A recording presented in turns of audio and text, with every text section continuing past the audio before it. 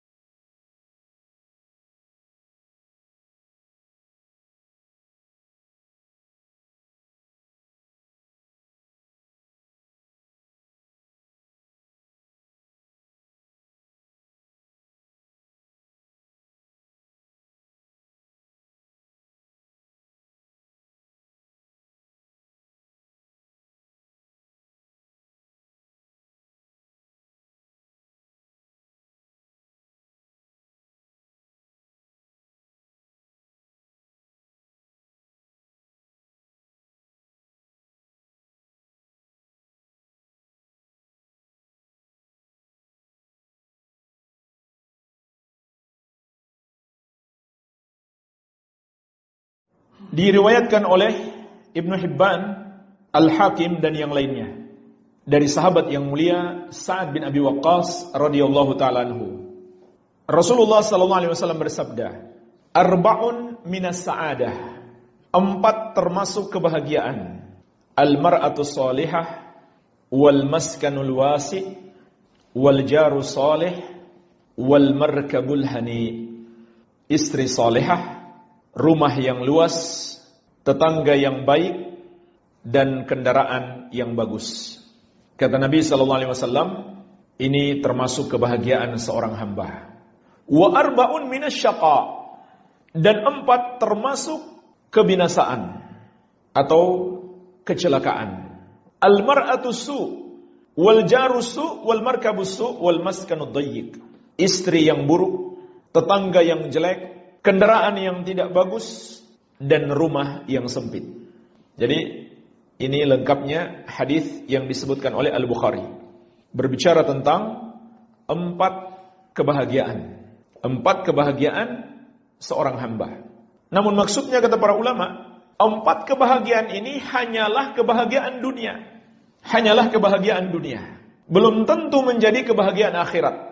Kecuali kalau kita bersyukur.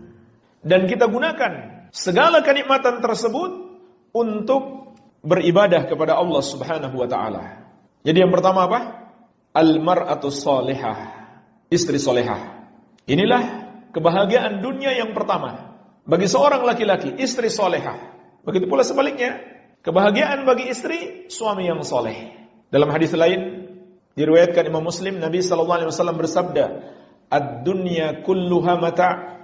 Wa khairu mata'id dunya al-mar'atu salihah." Dunia ini semuanya adalah perhiasan atau kesenangan. Dan sebaik-baik perhiasan dunia adalah wanita salihah. Wanita salihah itu yang bagaimana? Yang taat kepada Allah dan taat kepada suaminya. Serta yang selalu menyenangkan suaminya. Karena suami yang paling besar haknya atas istri setelah hak Allah, melebihi hak orang tuanya sekalipun. Sampai-sampai Nabi SAW bersabda, "Lau kuntu amiran ahadan ayyasjuda li ahadin la amartul mar'ata an tasjuda li zawjiha."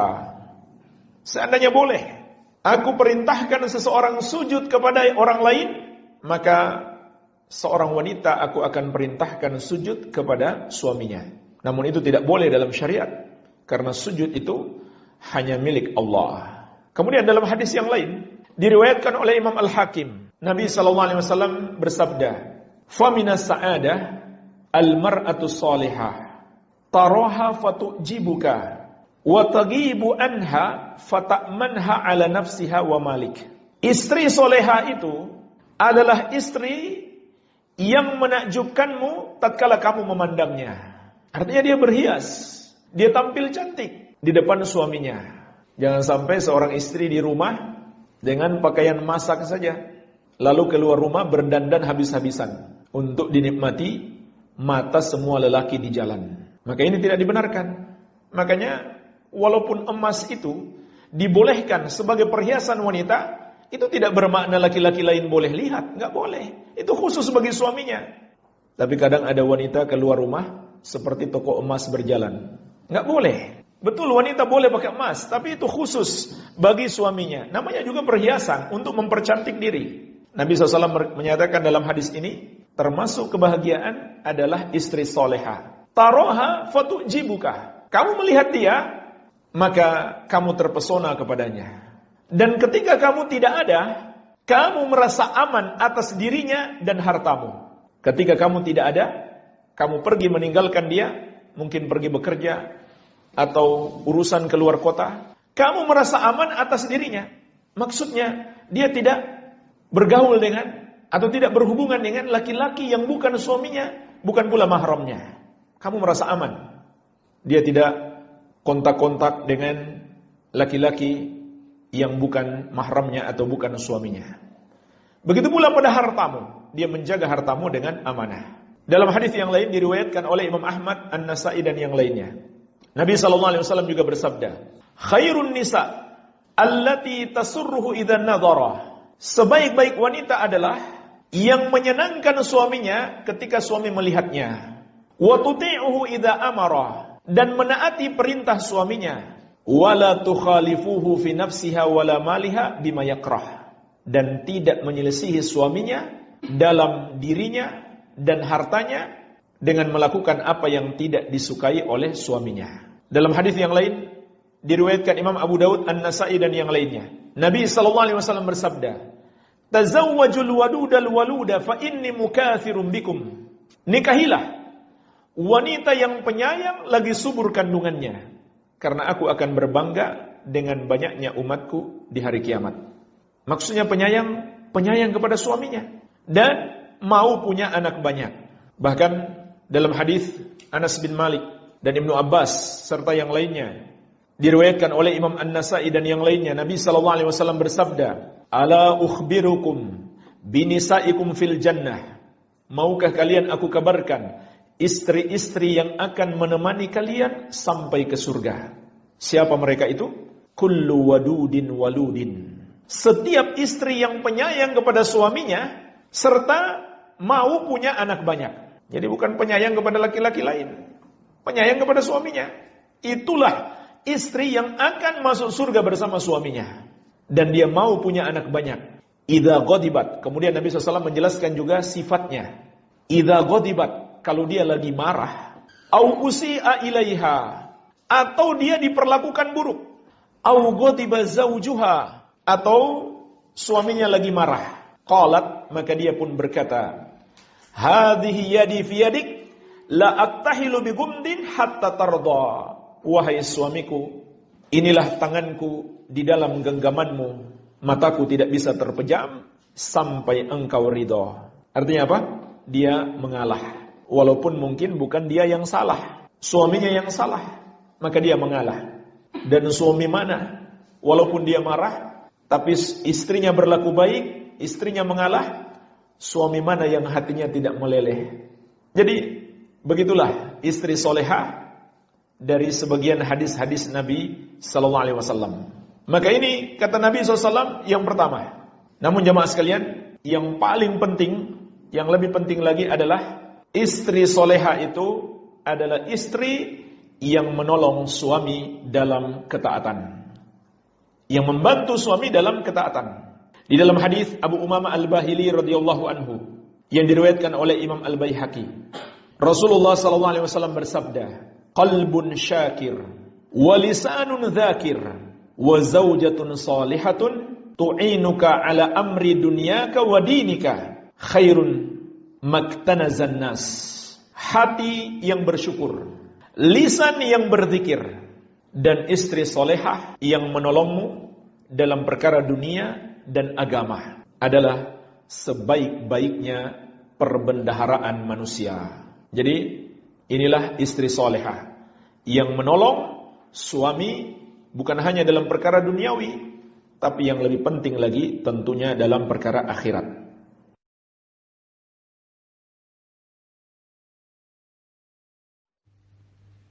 Bismillah.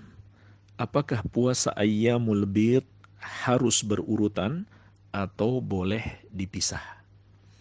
Para ulama menjelaskan puasa ayyamul bid atau berpuasa 3 hari setiap bulan boleh dilakukan secara berurutan, boleh juga dipisah.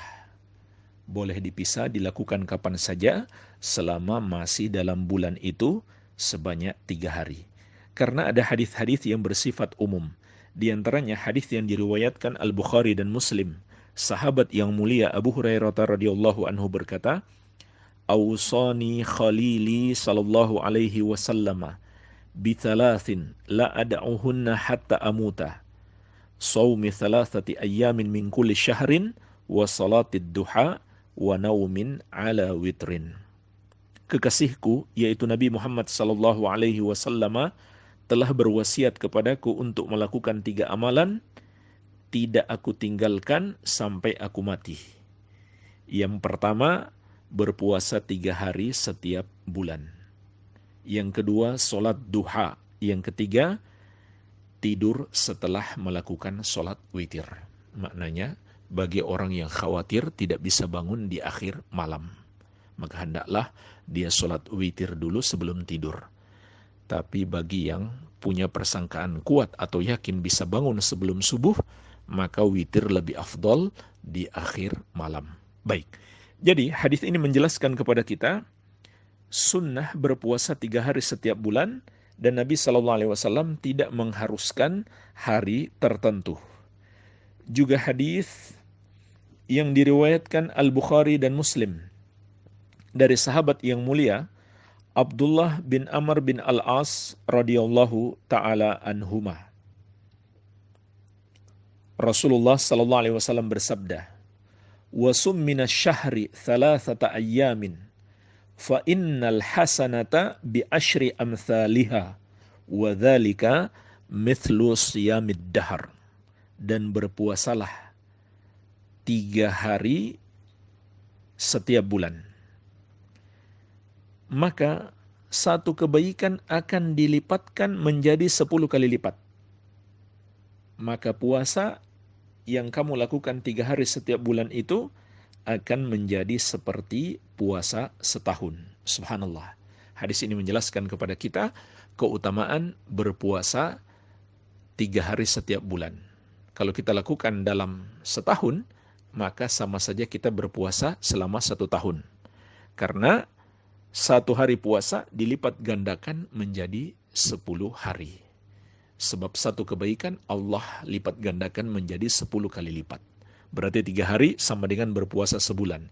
Kalau kita berpuasa setiap bulan 3 hari, sama saja kita berpuasa 1 bulan. Subhanallah.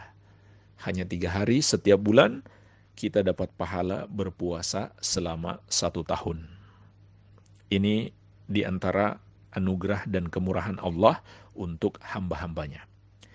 Dan hadis ini juga menjelaskan bahwa hari untuk puasa 3 hari setiap bulan itu bersifat umum.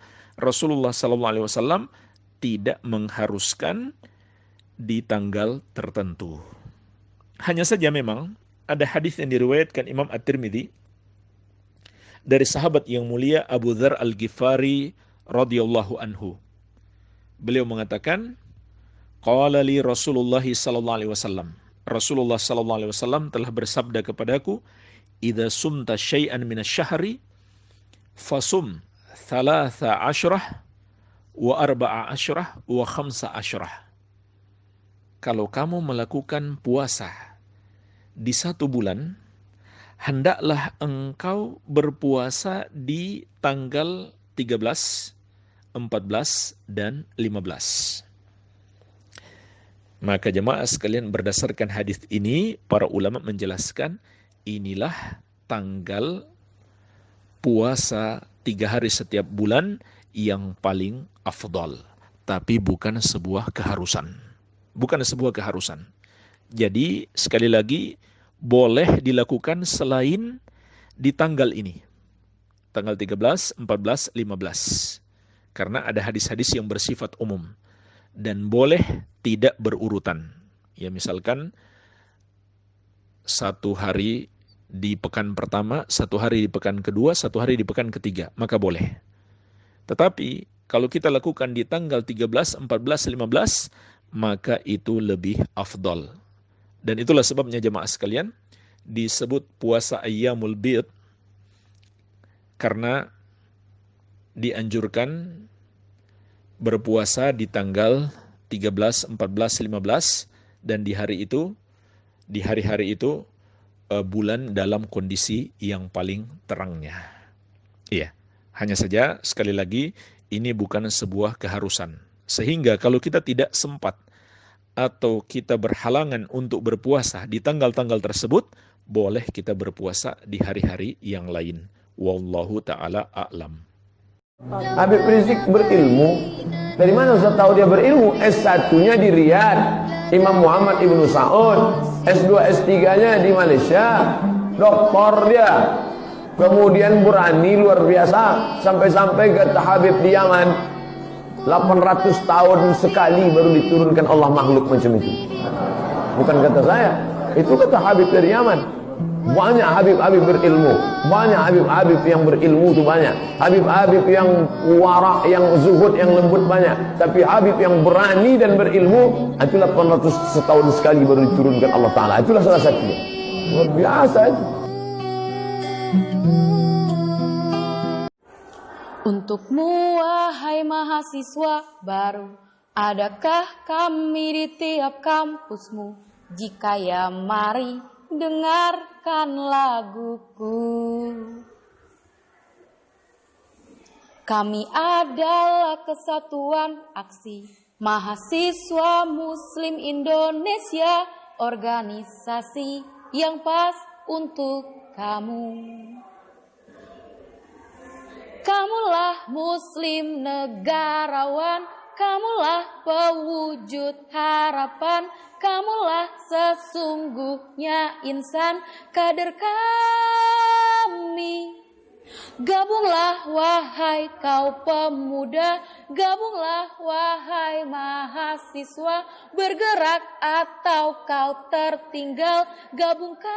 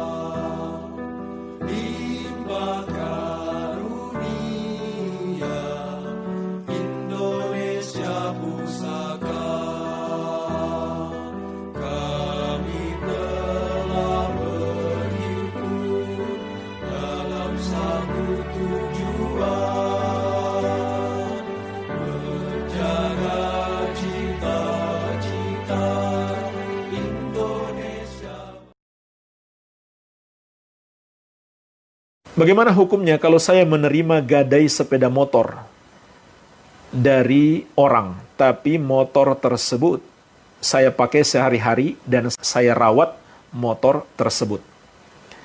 Dari Rohman di Pamekasan.